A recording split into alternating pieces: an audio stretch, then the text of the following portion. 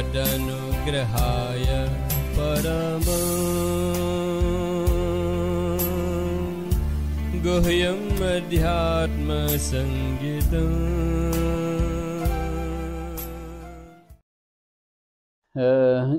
Kita renungan kecil ya dari Bhagavad Gita bab 1 sloka 1. Kalau ada di HP boleh dilihat, tapi lebih baik dengar saja. Dharma kshetre kurukshetre. Dharma kshetre kurukshetre. Dharma kshetre kurukshetre. Dharma kshetre kurukshetre. Samaveta yuyutsava. Samaveta yuyutsava. Mamakah pandavascaiva. Mamakah pandavascaiva. Kimma kurvata Sanjaya. Kimma kurvata Sanjaya. Jadi yang sloka yang mengawali Bhagavad Gita ini bab 1 sloka 1 itu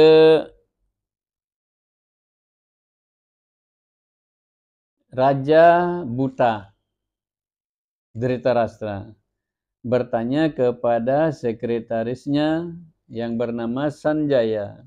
Wahai Sanjaya, Dharma kshetre, Kuru kshetre, di medan perang Kuru, di medan Dharma, di Kurukshetra, anak-anakku dan anak-anaknya Pandu sedang berhadap-hadapan siap bertempur, siaga untuk siap bertempur. Ceritakanlah apa yang mereka sedang lakukan. Karena sekretarisnya Sanjaya diberikan penglihatan spiritual oleh resi biasa supaya bisa melihat dari jauh seperti kita nonton TV ya. Kita di rumah tapi kita bisa nonton apa yang terjadi di perang Ukraina misalnya. Pertama Dhritarashtra yang diberikan oleh resi biasa. Tapi Dhritarashtra mengatakan jangan, hamba tidak akan mampu melihat anak-anak hamba saling bantai. Karena saking sayangnya dengan anak-anaknya tidak akan mampu melihat anak-anaknya dibantai. Akhirnya ditunjuk sekretarisnya Sanjaya. Lalu Sanjaya diberikan pandangan spiritual yang namanya Divya Drishti. Dengan itu Sanjaya bisa melihat apapun yang terjadi di medan perang sampai yang detail-detail. Nah itu makanya Raja Dhritarashtra bertanya kepada sekretarisnya yang bernama Sanjaya. Apa yang ingin kita renungkan kecil di sini adalah yang bertanya ini, memulai bertanya di Bhagavad Gita ini adalah raja yang buta. Benar ya? Raja yang buta. Yang buta itu artinya yang tidak bisa melihat. Atau yang tidak melihat. Ada yang bisa melihat tapi tidak melihat. Kan seperti saya misalnya, saya kan bisa melihat, tapi pikiran saya di mana, kesadaran saya di mana, orang di depan saya tidak lihat. Jadi ada yang bisa melihat tapi tidak melihat. Nah, yang buta seperti itu juga bertanya.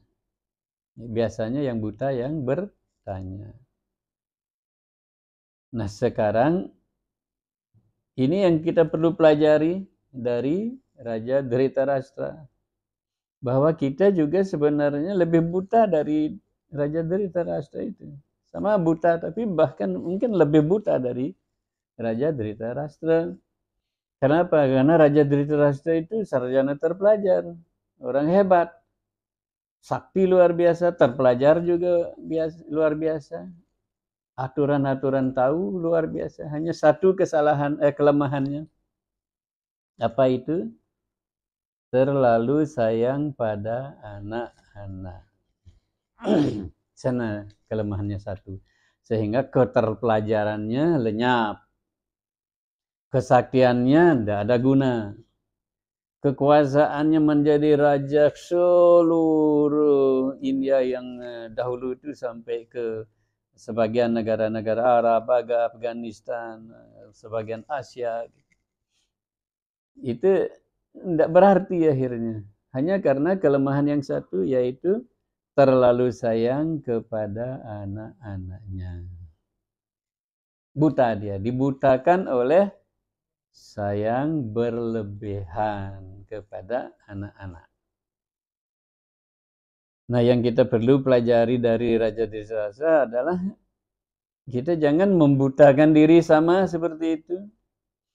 Sayang berlebihan pada anak-anak. Sayang kita itu sayang yang benar, bukan sayang yang berlebihan. Sayang yang berlebihan itu adalah sayang yang kelewatan. Seperti saya dikasih cendol, saya habisin semua ini. Pak Kapolseknya bawa mobil nanti nganter saya ke rumah sakit. Kalau saya minum 1, 2, ya itu benar. Jadi sayang kita yang benar kepada anak-anak adalah sayang yang tidak membuat anak-anak kita runtuh tingkah lakunya. Itu yang dilakukan oleh Raja Dhritarashtra. Itu yang kita amit-amit jangan sampai lakukan. Karena anak-anak mungkin senang disayang, tapi runtuh tingkah lakunya. Runtuh budi pekertinya. Runtuh hormat baktinya. Seperti halnya Duryodhana dan lain-lain.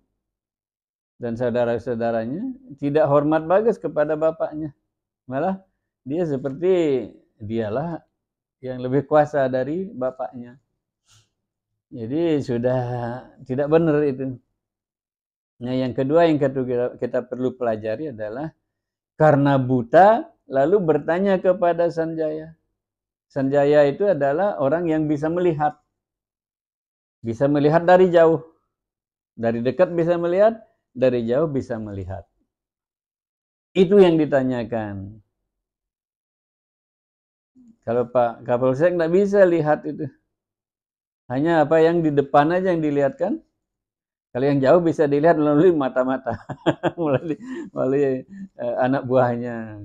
Apa yang terjadi di sana? Oh, aman Pak, terkendali. Sanjaya duduk di sini dilihat yang jauh, yang di depan sini dilihat semua, yang jauh sampai detail-detail dilihat. Kesana Raja Dhritarashtra bertanya. Kita yang buta oleh dunia ini, oleh ilusi dunia ini, oleh dunia hayalan ini. Dunia yang tidak nyata menjadi nyata di depan mata kita. Kita tidak lihat yang nyata karena di depan mata kita semua berseliweran yang tidak nyata. Buta kita, tidak mampu melihat yang sejati. Nah, kita perlu bertanya kepada yang melihat kesejatian. Tidak bertanya kepada orang yang juga sama dengan kita, tidak melihat yang di seberang dari ilusi ini. Yang sama-sama tertangkap oleh ilusi, di sana kita bertanya kurang pas. Jadi pergunakanlah hidup manusia kita untuk bertanya tentang yang di luar ilusi ini kepada yang mampu melihat yang ada di seberang dari tutupan-tutupan, keliruan-keliruan dari hayalan ilusi ini. Jadi jangan sampai Tuhan memberikan badan manusia yang indah, sehat, bagus kepada kita, terlambat mempergunakan atau sama sekali tidak mempergunakannya untuk bertanya tentang apa yang ada di balik ilusi itu. Karena ilusi itu bisa sesuatu yang menyenangkan, menyilaukan, membuat kita wah gitu, membuat kita bangga kalau kita dapatkan hiranmayena patena satasyapi hitam mukham, bahwa kebenaran sejati itu ditutupi oleh kemilauan dari hal-hal yang indah, menyilaukan. Jadi bertanyalah kepada yang seperti Sanjaya mampu melihat yang jauh sana. Jadi saya kira renungan kecil seperti itu ya. Saya garis bawahi lagi. Yang kita bisa pelajari dari Dhritarashtra ini adalah dia dibutakan oleh kasih sayang kepada putra-putranya berlebihan. Saya kasih contoh, makan cendol sehabisan sendiri ini. Diantar ke rumah sakit nanti. Kedua adalah dia benar bertanya. Ya, apa yang dia tidak bisa lihat, dia tanyakan kepada yang bisa melihat. Tidak kepada yang sama-sama tidak bisa melihat. Jadi hidup manusia kita hendaknya kita manfaatkan. Jangan sampai terlambat bertanya. Sama dengan gigi sudah habis, baru kacang datang di depan kita. Jadi kita sudah tidak mampu melihat, tidak mampu berpikir yang bagus, tidak mampu mencerna sesuatu, baru kita tertarik buka-buka lontar, buka-buka kitab suci, terlambat. Jadi itu saja. Senang bertemu setelah berapa tahun ya, 8-9 tahun mungkin ya. Senang sekali yang bisa ketemu. Jadi kita sudah mengawali pertemuan kembali ini melalui perenungan tadi. Semoga kita bersama-sama dapat manfaat dari renungan tadi, ya. Matur nuwun.